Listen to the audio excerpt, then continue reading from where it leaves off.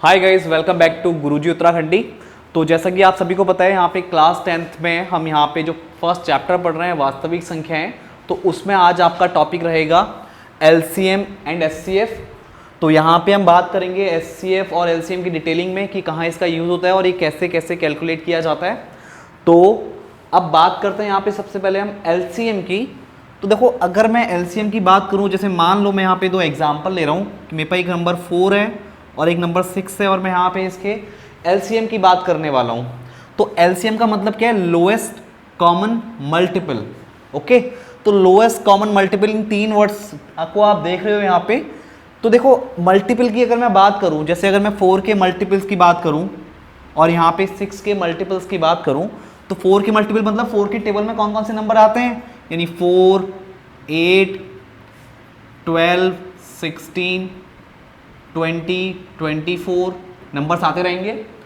अब मैं 6 के मल्टीपल्स की यहाँ पे बात करूँ तो 6, 12, 18, 24, 30, 36 अप टू सो ऑन।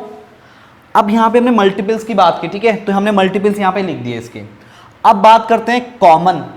देखो, आप कॉमन देख रहे हो यहाँ पे, तो यहाँ पे अगर 4 और 6 के मल्टीपल्स जो मैंने यहाँ पे निकाले हैं उनमें कॉमन की बात करूँ तो देखो, एक तो 12 कॉमन दिख रहा है, राइट। उसके बाद आप आगे बढ़ो, फिर यहाँ पे 24 और यहाँ पे 24 कॉमन दिख रहा है। अगर मैं यहाँ पे इसके नंबर ऑफ मल्टीपल बढ़ाते जाऊँ 4 के, और सिमिलरली मैं 6 के नंबर ऑफ मल्टीपल बढ़ाते जाऊँ, तो मुझे और भी टर्म्स कॉमन मिलेंगे, ठीक है। तो हमने मल्टीपल्स की बात कर ली, उसके बाद जो कॉमन नंबर है उसकी बात कर ली। अब बात करते हैं लोएस्ट। इस एल का मतलब है लोएस्ट। तो देखो, कॉमन तो बहुत सारे मिलेंगे आपको, बट सबसे छोटा, सबसे लोएस्ट कौन सा कॉमन मिल रहा है? 12। तो यहां पे जो 4 और 6 का जो एलसीएम हो जाएगा वो कितना हो जाएगा? 12। तो ये इसकी डेफिनेशन है कि एलसीएम का मतलब होता क्या है? Lowest common multiple, right. अब हम बात करते हैं एचसीएफ की। अभी हमने इसके रियल लाइफ यूज की बात नहीं की है, पहले मैं आपको समझा रहा हूं कि एलसीएम और एचसीएफ होता क्या है, ठीक है। अब बात करते हैं एचसीएफ की। तो एचसीएफ का मतलब होता है हाईएस्ट कॉमन फैक्टर। यहां मल्टीपल की बात नहीं हो रही है, यहां पे बात हो रही है हाईएस्ट कॉमन फैक्टर। तो देखो, यहां पे मैं एक नंबर लेता हूं, जैसे आप ले लो यहां पे 8, ठीक है, और एक आप ले लो यहां पे 12। तो अगर 8 को मैं फैक्टराइज करूं, राइट, तो 8 को अगर फैक्टराइज करूं मैं, तो 2 इंटू 2 इंटू 2, इसको जब मैं फैक्टराइज करूंगा तो 3 बार टूट गया 2 में। अगर मैं 12 को मल्टीप्लाई करूं, 12 को फैक्टराइज करूं, तो आपका किस में टूटेगा? ये आपका टूट जाएगा यहाँ पे 2, 2 3 जा 6, ठीक है, 6 3 जा 18, यानी 6 2 जा 12, यानी 2 इंटू 2 4, 4 इंटू 3, राइट।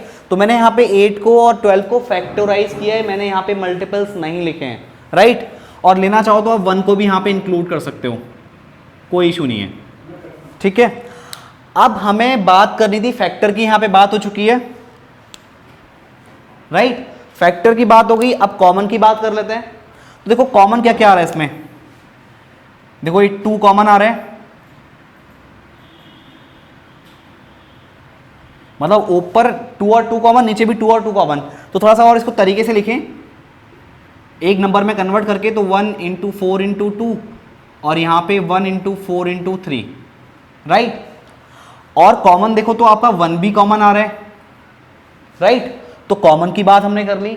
अब इस एच का मतलब है हाईएस्ट, तो यहाँ पे 1 भी कॉमन है और आपका यहाँ पे 4 भी कॉमन है, राइट। तो हमें बात करनी है कॉमन में कौन सा नंबर चाहिए, हमें हाईएस्ट नंबर चाहिए। तो यहाँ पे 4 आपका हाईएस्ट है और 1 आपका क्या है? लोएस्ट है। हमें लोएस्ट की बात नहीं करनी है, हमें हाईएस्ट की बात करनी है, हाईएस्ट कॉमन मल्टीपल। और यहाँ पे हमने मल्टीपल्स, हाईएस्ट कॉमन फैक्टर, हमने यहाँ पे मल्टीपल्स नहीं लिए, हमने फैक्टर्स लिए हैं। और जब हम एलसीएम की बात करते हैं उसका मतलब होता है लोएस्ट कॉमन मल्टीपल। तो यहाँ पे आपने फैक्टर्स लिए हैं, फैक्टर्स में आपको हाई कॉमन देखा आपने, कॉमन में भी आपको चाहिए हाईएस्ट कॉमन। तो हाईएस्ट कॉमन यहाँ पे 4 है, यानी इसका 8 और 12 का जो एचसीएफ आएगा वो आपका आएगा 4, राइट। तो यहाँ पे हमने बात कर ली एलसीएम और एचसीएफ की। अब यहाँ पे इनके अगर एग्जाम्पल्स की बात करें कि कहाँ ये यूज होते हैं, तो देखिए अगर मैं यहां पे एलसीएम को पकड़ूं,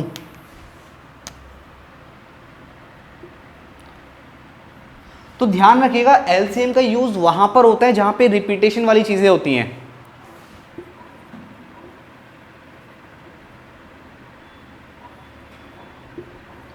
ठीक है, रिपीटेशन से मेरा मतलब है जैसे मान लीजिए यहां पे दो बंदे हैं, एक बंदा 4 दिन के बाद, मान लीजिए एक बंदा अमन है, वो 4 डेज के बाद एक्सरसाइज करता है, और एक अमित है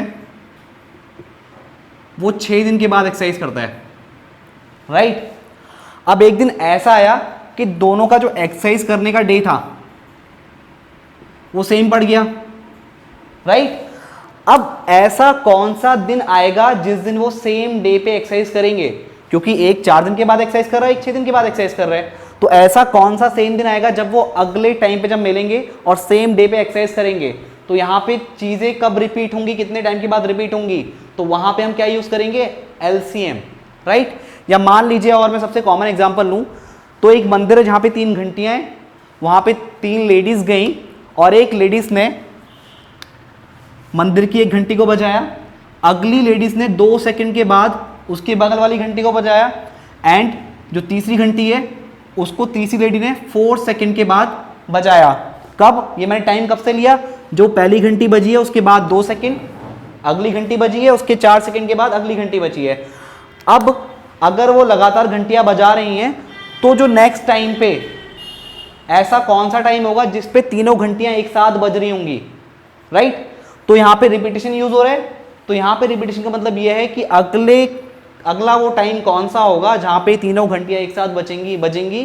तो यानी कि यहां पे हम किसकी बात कर रहे हैं, रिपीटेशन की बात कर रहे हैं, और आप यहां पे क्या यूज करोगे, एलसीएम यूज करोगे। आई थिंक आपको समझ में आ रहा होगा कि मैं किस टाइप की चीजों की यहाँ पे बात कर रहा हूं। तो यहाँ पे जहां पे रिपीटेशन आपका यूज हो रहा है वहां पे आप एलसीएम को यूज करोगे, राइट।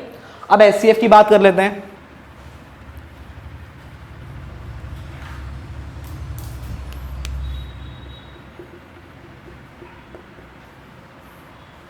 अब देखो एचसीएफ आपका कहां यूज होगा, जब आपको चीजों को डिवाइड करना होता है, राइट। चीजों को तोड़ना या उनको रो और कॉलम वाइज अरेंज करना, डिवाइड करना, चीजों को रो कॉलम के अलोंग अरेंज करना, रो कॉलम में डिवाइड करना, ठीक। और आप कहीं यूज कर सकते हो, और इसका आप सबसे कॉमन जब एग्जांपल देखोगे, मैं इसको अभी आपको एग्जांपल के थ्रू भी समझाऊंगा कि कहां पे आप इसका यूज कर सकते हो। तो देखो चलो एक एग्जांपल ले लेते हैं एचसीएफ का, इसको समझने के लिए एग्जांपल बेस्ट रहेगा। यहां पे देखो एक एग्जांपल पढ़ रहा हूं, आपकी बुक का ही एग्जांपल है। अब उसमें बोला हुआ है आपको एक मिठाई विक्रेता के पास 420 काजू की बर्फियां और 130 बादाम की बर्फियां हैं, ठीक है।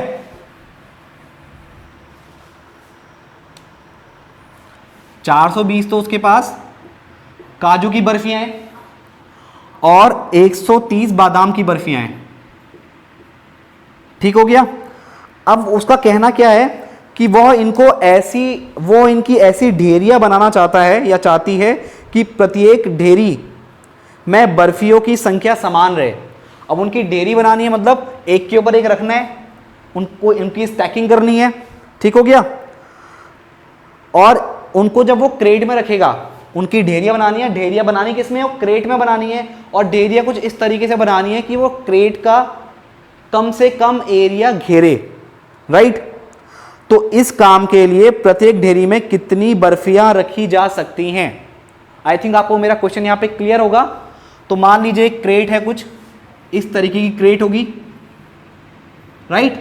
अब यहां पे वो स्टैकिंग करेगा, एक के ऊपर एक ढेरिया बनाएगा, राइट।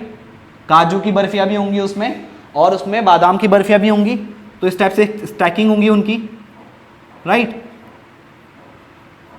और जब वो स्टैकिंग करेगा तो उसने एक बात बोली हुई है कि वो क्रेट का कम से कम एरिया घेरे। तो कम से कम एरिया घेरे इसका मतलब क्या है कि वो जो स्टैकिंग कर रहे हैं या जो ढेरिया बना रहे हैं उसमें ज्यादा से ज्यादा नंबर क्या है, ज्यादा से ज्यादा नंबर बर्फियों के आए, कि उनके जितने ऊंचे स्टैक बन जाएं या जितनी लंबी ऊंची ढेरिया बन जाएं तो उतना ही वो क्रेट का कम एरिया घेरेंगी, राइट। तो देखिए अब यहाँ पे आपको क्या करना है, आपको मैक्सिमम नंबर लेके आना है ढेरियों में, ताकि बर्फियों के मैक्सिमम नंबर आपको मिल पाए। तो हम क्या करेंगे, हमने ढेरियों में इसको कन्वर्ट किया है, तो हमको लीस्ट एरिया भी चाहिए और नंबर ऑफ बर्फी उसमें ज्यादा भी आनी चाहिए ढेरियों में। तो इसके लिए हम यहाँ पे 420 और 130 का क्या निकाल देंगे, एचसीएफ निकाल देंगे। और जब आप इनका एचसीएफ निकालोगे देन यू विल गेट 10।